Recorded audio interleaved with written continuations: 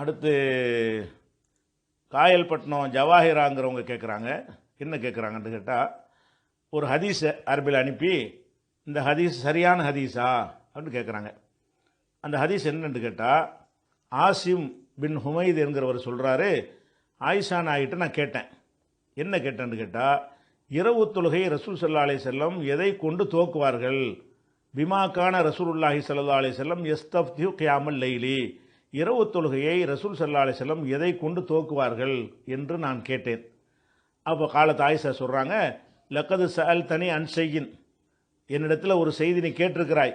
மா சாலனி அகதுன் அன்ஹு அகதுன், இதை பற்றி ஒத்தனை என்று கேட்டதே இல்லை, யாரும் கேட்காத ஒரு செய்தியை இப்போ தான் ஃபஸ்ட்டு நீ என்ன செய்கிற என்கிட்ட கேட்டிருக்கிறாய் என்று சொல்லிவிட்டு ரசூல் ஸல்லல்லாஹு அலைஹி வஸல்லம் இரவு தொழுகை எப்படி ஆரம்பிப்பாங்க என்பதை வளர்க்குறாங்க. எப்படி வளர்க்குறாங்கன்னா, கான ரசூலுல்லாஹி ஸல்லல்லாஹு அலைஹி வஸல்லம் யுகப்பிரு அஷ்ரன், இரவு தஹஜ்ஜத் தொழுவதற்கு முன்னாடி தொழும்போது 10 தடவை அல்லாஹ் அக்பர் சொல்வார்கள். யுகப்பிர்னா தக்பீர் சொல்வார்கள், அல்லாஹ் அக்பர் சொல்லுவாங்க. ஒய் அஹ்மது அஷ்ரன், 10 தடவை அல்ஹம்துலில்லாஹ் சொல்லுவாங்க. ஒய் சப்பிஹு அஷ்ரன், 10 தடவை சுப்ஹானல்லாஹ் சொல்லுவாங்க. ஒய் ஹல்லிலு அஷ்ரன், 10 தடவை லா இலாஹ இல்லல்லாஹ் சொல்லுவாங்க.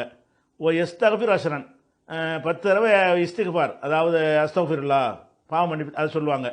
ஒய் யக்கூல், அப்புறமேல் சொல்லுவாங்க, அல்லாஹு மக்ஃபிர்லி, இறைவா என்னை மன்னித்து விடு, வஹ்தினி எனக்கு நேர்வழி காட்டி விடு, ஒருசுக்குனி எனக்கு ரிசுக்கு செல்வத்தை வழங்கி விடு, வாஃபினி எனக்கு ஆரோக்கியத்தை கொடுத்து விடு, அவுது பில்லாஹி அல்லாஹ் உன்ட்ட பாதுகாப்பு தேடுகிறோம், மின் லீக்கில் மக்காமி யோமல் கியாமா, கியாமத்து நாளில் உள்ள நெருக்கடியை விட்டு உன்ட்ட பாதுகாப்பு தேடுகிறேன் என்று சொல்வார்கள். அப்போ இரவு தொழுகையை துவக்கும் பொழுது என்ன சொல்லணும்னு கேட்கும் பொழுது திடீர்னு தக்பீர் கட்டி தொழுகிறாம இதெல்லாம் சொல்லிவிட்டு செய்யணும் அப்படின்ட்டு இந்த ஹதீஸில் இருக்குது. இது சரியான ஹதீஸான்னு கேட்குறாங்க. சரியான ஹதீஸ் தான். இந்த ஹதீஸ் நசையில் இருக்குது, நிறைய நூல்கள் இருக்கிறது. நசையில் உள்ள ஒரு ஹதீஸை நான் பார்த்ததை சரியான ஹதீஸாக இருக்குது. ஒரு ஹதீஸ் சரியாக இருந்தால் போதும்.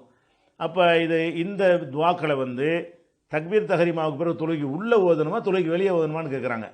எதை கொண்டு துவக்குவார்கள் வருதுல, எதை கொண்டு துவக்குவார்கள்னு சொன்னாலே வெளியே ஓதுறேன், தொழுகைக்கு உள்ளே ஓதுறதுக்குன்னு ஒரு முறையை ரசூலுல்லாஹ் கற்று தந்துட்டாங்க.